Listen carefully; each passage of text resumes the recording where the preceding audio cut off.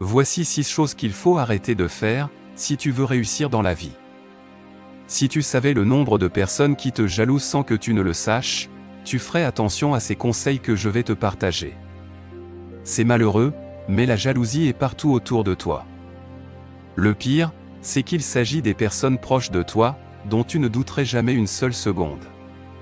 Ils sourient quand tu réussis, mais au fond d'eux, ils sont dégoûtés. Et ils donneraient tout pour être à ta place. Méfie-toi des apparences, car certains arrivent très bien à cacher leur jeu. Numéro 1. Arrêtez de partager vos secrets, même à vos meilleurs amis. 9 des 10 amis que vous avez sont faux. Ils utiliseront vos secrets pour ternir votre image, dès que l'occasion se fera ressentir. N'oubliez pas que, même les meilleurs amis peuvent trahir votre confiance et révéler vos secrets aux personnes qu'il ne fallait pas. Si vous partagez un secret avec un ami, il peut vous mettre sous pression, de manière à prendre une décision contraire à votre choix. Voilà pourquoi les grands savants ont toujours gardé le secret de leurs découvertes, et poursuivre leurs inventions en solo. Numéro 2. Arrêtez de partager vos projets avec les autres. Les gens veulent toujours avoir une longueur d'avance sur vous. Même s'ils ne vous le disent pas. Les gens sont jaloux par nature. Pour une raison ou une autre, ils trouveront toujours un moyen de saboter vos plans, de peur que vous n'alliez plus vite qu'eux. Si vous partagez un projet innovant et unique, il y a toujours un risque que quelqu'un d'autre le vole ou le copie.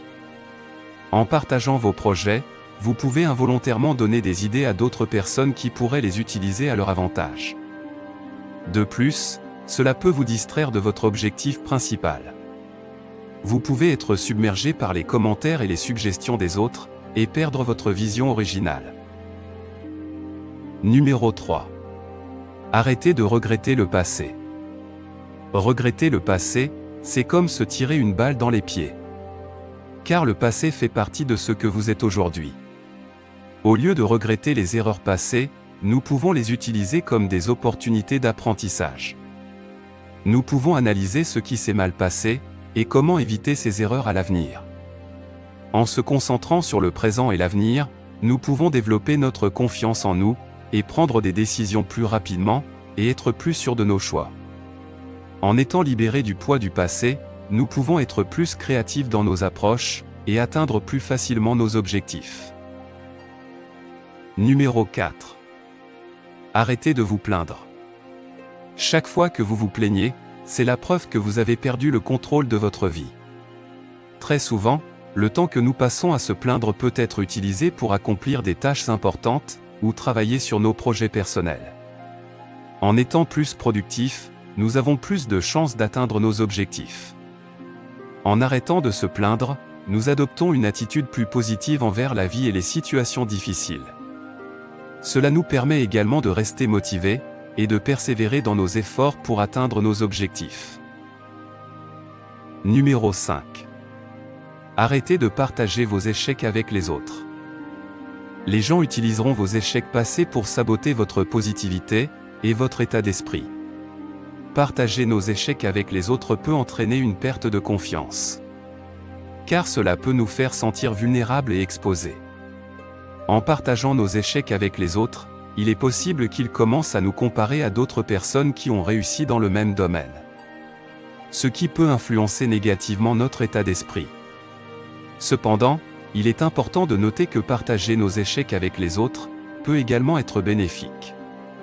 Car cela nous permet d'apprendre de nos erreurs, d'obtenir des conseils et des encouragements de la part des autres. Numéro 6. Arrêtez de partager vos faiblesses. Les gens utiliseront n'importe quoi pour vous faire trébucher, afin de pouvoir rire derrière votre dos. Ils utiliseront vos faiblesses contre vous, dès qu'ils en auront l'occasion. Certaines personnes peuvent utiliser vos faiblesses contre vous pour leur propre bénéfice. Ils peuvent essayer de vous manipuler ou de vous faire du chantage, en utilisant ces informations contre vous. Si vous partagez vos faiblesses avec quelqu'un qui ne respecte pas votre vie privée, ou qui en parle à d'autres personnes, cela peut entraîner une perte de confiance envers cette personne et envers les autres en général. Lorsque vous partagez vos faiblesses avec les autres, il y a toujours un risque qu'ils vous jugent, ou vous critiquent. Cela peut être difficile à gérer émotionnellement, et peut même aggraver votre situation. Si la vidéo vous a été utile, n'hésitez pas à nous le faire savoir dans les commentaires. Abonnez-vous, et lâchez-nous un pouce pour nous soutenir.